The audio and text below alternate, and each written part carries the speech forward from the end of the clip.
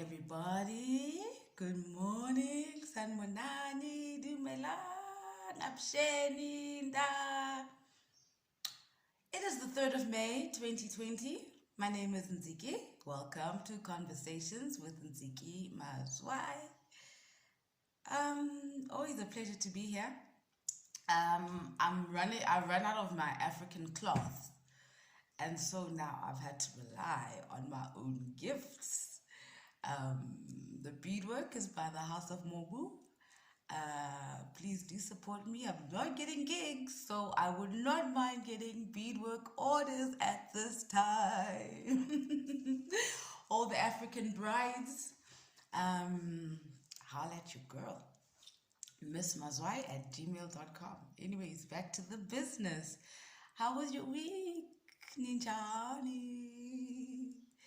I can sense that the lockdown is starting to be emotionally stressful for a lot of people. There's a lot of lashing out on Twitter.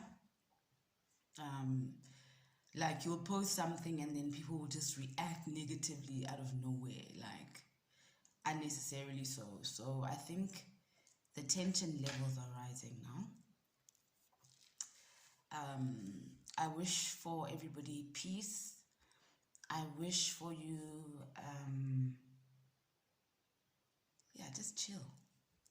Just chill. We're gonna make it pass through this. Just chill, relax, breathe, and just chill. So let's start today's episode. So yesterday, I saw a video. A lot of you guys also saw it, that really threw us off, where this girl is wearing this cute outfit, like it's like a bodysuit, right? But it's like hot pants, and like it's hot pants, right? And she's got this tiny waist and these big bums, and she's just so gorgeous. And this girl's walking with her friends down the street, with her one girlfriend and her guy friend. Then this group of guys pull up. They roll down the window. They start shooting her and spewing all this derogatory vitriol, where they're like, "Yo, no, ooh, yeah, yeah, we want it." Why do you guys think that's normal? What abusive and trashy behavior. And then you guys come up and then you start throwing all this sexual stuff at this poor girl who didn't invite you in any way. This girl's just walking with her friends to the shops.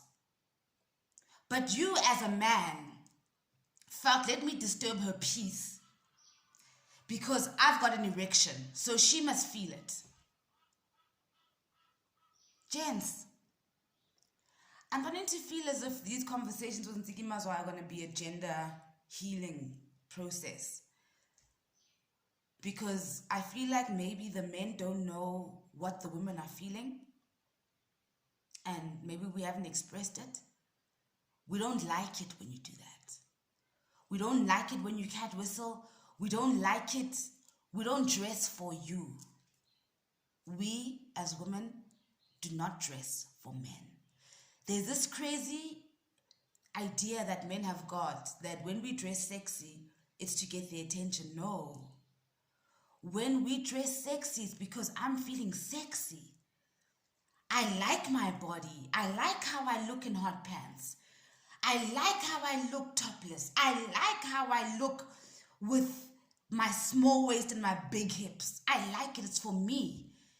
Stop taking that away from us. Stop taking away the joy and the comfort in our own bodies. Now we are uncomfortable in our own bodies because you with your erections are going to come and demean us and demoralize us and dehumanize us in public. In public, this girl was walking in the streets, guys. Because men can do that. Guys, what's wrong with you? I keep saying to you, you need to do these programs for men where you start talking about how you treat women and where you're at as men. Because African men, we miss you. Where are you? You have nothing. You're not protecting anybody. You're just vile and just dragging your women. African men, what's wrong with you? A girl can't just dress as she feels and walk down the street without getting harassed by you. What is that? Don't you love yourselves? I mean, oh, excuse me, I was meant to be cute, but now I've exposed that bottom half is. But, you know, I don't know, I'm uncomfortable with how men feel like they must comment and they must be all over women. We don't dress for you, guys. We don't dress for you. If there's one thing I want you to take away from the video today, is that when a girl is dressed sexy, she's not doing it for men.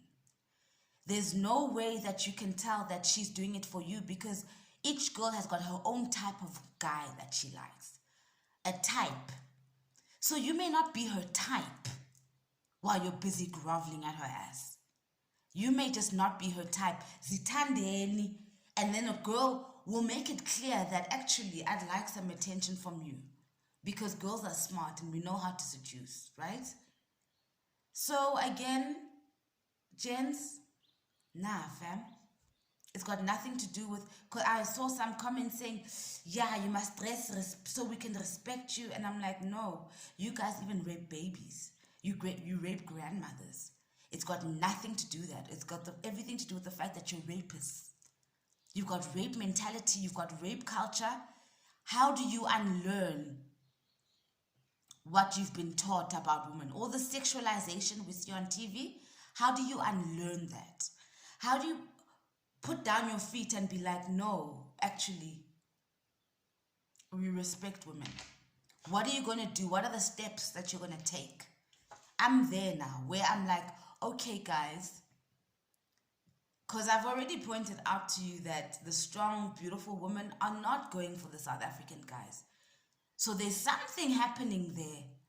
There's definitely, I'm sorry to offend you, this is so early in the morning, but there's something there if we are like, no, thank you. You treat us badly. So anyways, I just found that fucking disgusting. I found that fucking disgusting. And I was like, women have got the right to wear whatever they want.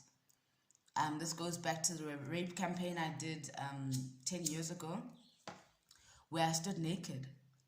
Because I was like, you know what? Even if I'm naked, it does not mean you have the right to rape me. Even if I'm naked. So guys, get a hold of yourselves. Like, back in the days in Africa, women used to walk around scantily clad. They just literally used to hide their vagina. Literally, they just be beads on the vagina only. And women were not getting raped. So there's something wrong with you. There's something wrong with this generation of men. It's got nothing to do with what women are wearing. Absolutely nothing. So, because you guys are like so feisty, after I posted that women can wear whatever the fuck they want to wear. Ke mo he. Se go tla di screen grab. They screen grabbed a tweet where, damn. I can't believe I actually replied on that tweet. Usually when I'm being spicy, I'll do it separately on the side and be like, this is how I feel. This time I actually went to the person's thing, which is so like, even I was like, Ntsiki, did you do that? But at the same time, I'm like, actually, you know what, I'm glad we're bringing this up. So you guys brought Nadia Nakai's tweet where she's with the boys and she's half naked and then she's going to a gig or something. And then I was like, yeah, but your peers are all dressed and you're not. Right. So you guys were like, what the fuck? Ntsiki, you said women can dress how they want. Now you're saying this. What the fuck? What the fuck? What the fuck? And I was like, oh, okay, cool. So,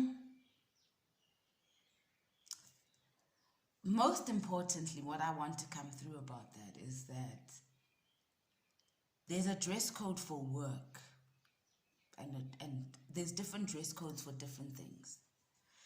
And when we are at work, when we use our bodies to sexualize our work, it's very limiting, not only in our individual career, but for women in general. So it affects me. If I am a female rapper and the other female rappers are taking off their clothes, it's going to affect the industry, it's going to affect me. So I'm going to go back to the beginning of the story of hip hop in South Africa.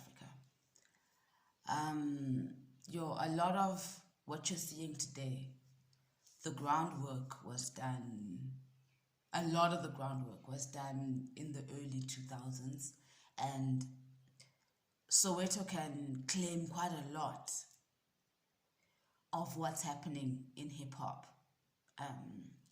today. So back in the early 2000s, there used to be like sessions where we were growing hip hop. At the time, house music, it was just doof doof doof, and hip hop was it was like on the side there. It was just we were like the minority, and we're there. We're like, no, rap, what? Oh my God, and we didn't understand why they listened to house, and we wanted some lyricism, and we were going to Black August, and there was Black Sunday, and there was 1808, there was Slages, like, there was a culture of hip-hop, and within that culture of hip-hop, there were women. There were strong women who were lyricists, who were fully dressed. There were women running agendas. The hip-hop festival that you celebrate every year on the 27th of April was actually the brainchild of a woman. Her name was Dominique Sama. The boys have never credited her. I'm getting there. It was women who ran hip-hop. The boys were rapping, yes, but the women were involved. They were part of the street culture. They had clothing stores. We were dancing, we were rapping. We had female rappers, guys. We had real female rappers. We had Abo Yoliswa, we had Abo Cuba, we had Abo Super, we had, oh my God, in Cape Town, Mukanyi Mavi. There was women in hip-hop. Women who rapped, women who were fully clothed. And as it always is with the male and female battle, and how men want to control, and the ego, and that whole bulldozing thing of men that we know that they do that because they always do it. The men bulldozed. Then the men wanted to choose which women we celebrate. And the men preferred the women who were scantily clad, who they could control. Then they put their energy all behind the naked women. The women who used to rap in full clothes with opinions, who were at Black Sunday, who were at 1808, who were at Slages, who were at Splash Jam, were sidelined. So when you are talented and you're expected to strip, you just go, I'm talented, I'll go find something else.